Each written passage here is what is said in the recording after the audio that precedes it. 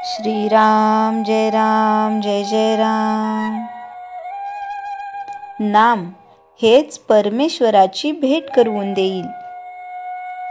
गंगेचा किंवा इतर कोणत्याही नद्यांचा उगम जर आपण पाहिला तर एक एक थेंब स्वच्छ पाणी तेथून खाली पडत असलेले आपल्याला दिसेल। पूर्व पुण्याईमुळे आयुष्यात परमार्थाचा उगमही असाच लहान पण अगदी स्वच्छ असतो।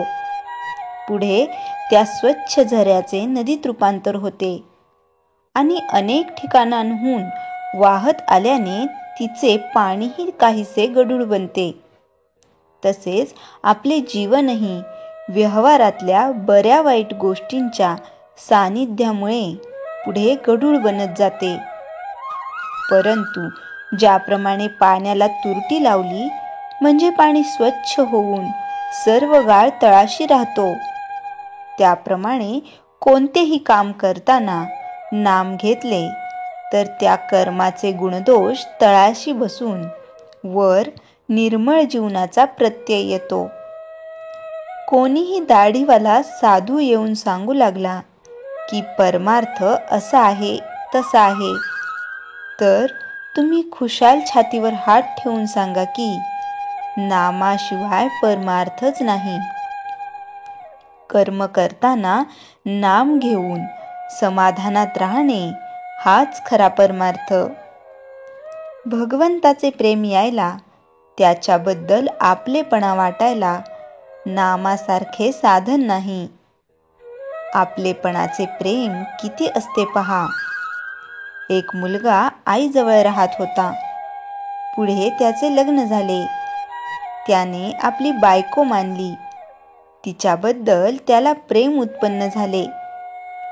पुढे ती जरा कृश झाली।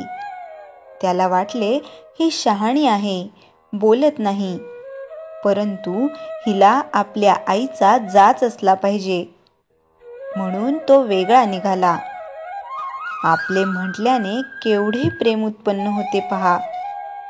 तेव्हा परमेश्वर आपला होण्यासाठी नामाच्या योगाने त्याच्यापाशी आपलेपणा निर्माण केला पाहिजे। रामाचे प्रेम हे त्याच्या नामाच्या संगतीनेच येऊ शकेल। नुसते पुस्तक वाचून परमार्थ सांगणारे भेटतील, पण आचरणात आणून सांगणारे विरळाच। किती किती म्हणून प्रपंच केला तरी अपुराच पडतो।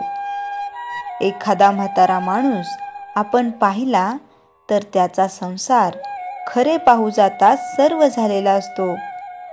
मुले बाळे असतात, सर्व तऱ्हेने तो सुखी असतो, परंतु मरण समयी म्हणतो नातवाची मुंज पाहिली असती तर बरे झाले असते। माणूस वासनेत कसा गुंतलेला असतो ते यावरून कळेल। संसार कितीही केला तरी तो पुरा होऊ शकत नाही, तो अपूर्णच राहतो। मनुष्याच्या जीवनाची तळमळ परमेश्वर प्राप्तीशिवाय शमूच शकत नाही। त्याच्या जीवाला समाधान एका परमेश्वर भेटीतच मिळू शकते आणि याकरिता आयुष्याची सुरुवात पासूनच नामाची कास धरावी। हेच नाम मृत्यूसमयी तुम्हाला परमेश्वराची भेट करवून देईल, याची पूर्ण खात्री बाळगा। अत्यंत गुह्यातले गुह्य जे आहे ते मी तुम्हाला सांगतो। नामाचे प्रेम हेच ते गुह्य होय।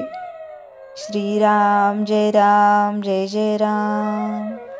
चैतन्यवाणी आपण मागितलेले भगवंत पुरवू लागला तर त्याला आपल्यासाठी 24 तास राबावे लागेल आणि इतके करून आपले अपुरेच राहील।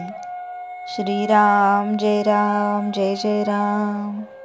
जयाच्या जनी जन्मनामार्थ झाला, जयाने सदा वासनामात केला, जयाच्या मुखी सर्वदा नाम कीर्ती, नमस्कार तया ब्रह्मचैतन्य मूर्ती।